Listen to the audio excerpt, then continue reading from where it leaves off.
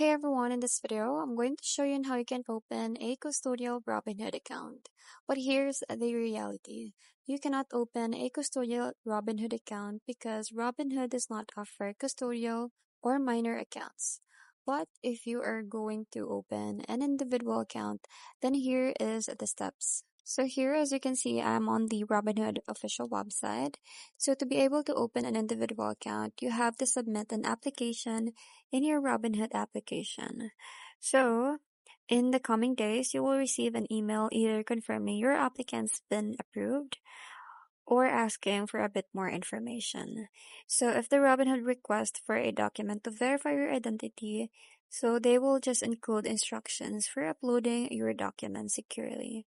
So you have to keep in mind that it may take few days to review the materials and open your account. So you can look for an email from the Robinhood with instructions on getting started. So that's pretty much it. I hope you find this video helpful. Thank you for watching and I'll see you in my next one. Bye!